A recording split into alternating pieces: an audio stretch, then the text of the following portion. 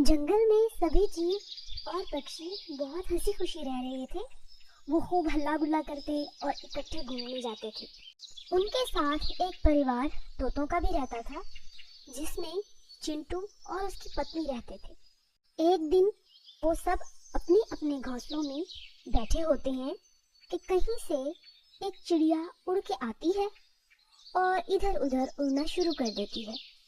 कौवा और तोता देखते रहते हैं कि चिड़िया को पता नहीं क्या हो गया है, लेकिन वो एक बात तो समझ जाते हैं कि चिड़िया इस जंगल से नहीं है, बल्कि किसी और जंगल से आई है। जब काफी समय के बाद चिड़िया वहीं उड़ रही होती है, तो उनको बहुत गुस्सा आता है। चिड़िया दीदी, क्या है? क्या हुआ? क्या तुम्हारा कुछ खो गया है? तुम इस जंगल की नहीं लग रही हो।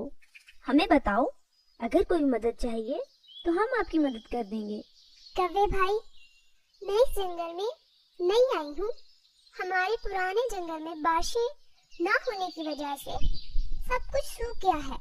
अब उस जंगल में खाने के लिए कुछ भी नहीं रहा, इसीलिए मैं भोजन की तलाश में इधर उधर देख रही थी तो मुझे आपका जंगल नजर आया, तो मैं यहाँ पे चली आई। अब मैं देख रही हूँ कि मैं किस दरख्त पर अपना घोंसला बनाऊं, पर मुझे समझ ही नहीं आ रही है कि कहाँ पे घोंसला ठीक रहेगा और जहाँ पास पक्षी भी ज्यादा हो। वैसे मेरा नाम पिंकी है। अरे पिंकी दीदी, आप फिक्र क्यों करती हैं? हमारे साथ वाला दरख्त खाली है, आप चाहें तो उस पे अपना घोंसला बना सकती हैं। वो काफी देर से खाली पड़ा है और हमारे पास भी है। हम सब मिल के रहेंगे और एंजॉय करेंगे। चिड़िया उनके साथ वाले दरख्त पर घोंसला बना लेती है। पिंकी, चिंटू और डोडो उनमें दोस्ती हो जाती है और वो अपने घोंसलों में अंडे देते हैं, जिसके बाद उनमें से प्यारे प्यारे बच्चे निकल आते हैं। चिंटू, डोडो और पिंकी में दोस्ती हो जाती है। वो सब मिलकर अनाज ढूंढने जाते हैं और काफी सारा भोजन घर लेकर आते हैं।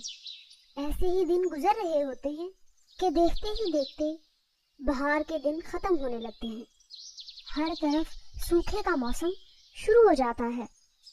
कुछ दिन तो जमा किया हुआ भोजन काम आता है, लेकिन वो भी खत्म होने लग जाता है। तोता, कौवा और पिंकी बहुत ज्यादा परेशान हो जाते हैं। डोडो उड़ के चिंटू के पास जाता है। चिंटू, देखो अब हम क्या करेंगे? दूसरे जंगल में भी आजकल खाने को कुछ नहीं मिलता। रोज दूर दूर तक उड़ के जाता हूँ, लेकिन मजाल है कि खाने को कुछ मिल जाए।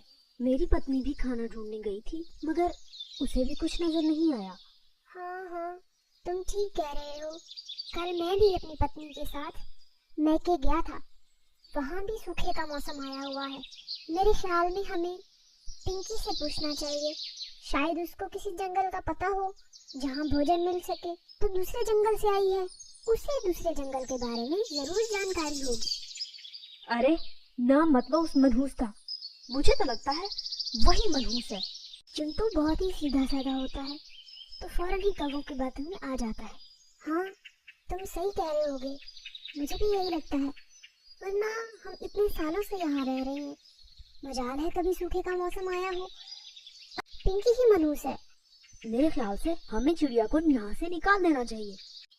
ये कहकर वो उड़ के पिंकी के पास जाते हैं और उसे जंगल छोड़ने का कहते हैं।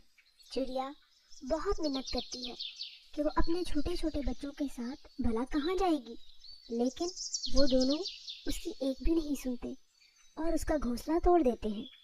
दिन यूं ही गुजर जाते हैं कि एक दिन जंगल में एक खतरनाक वबा फूट पड़ती है, जिसके कारण जंगल के सभी जीव और पक्षी मरना शुरू हो जाते हैं।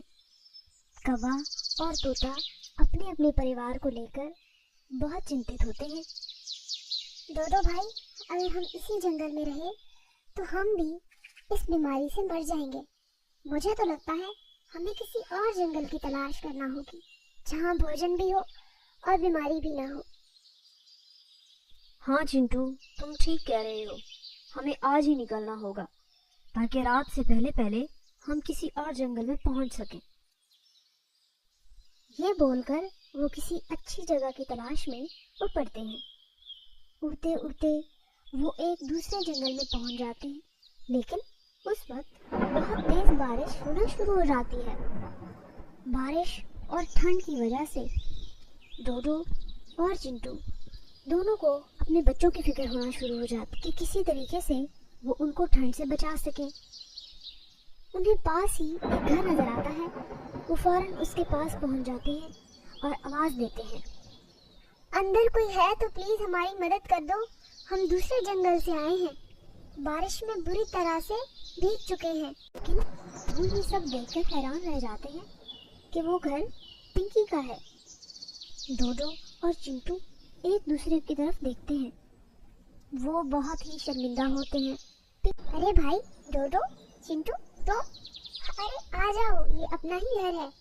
डोडो और चिंटू का परिवार पिंकी के घर चला जाता है। वो उनको खाने के लिए चीजें देती है। पिंकी दीदी, हमें माफ कर दें, हमने तुम्हारे साथ बहुत बुरा किया।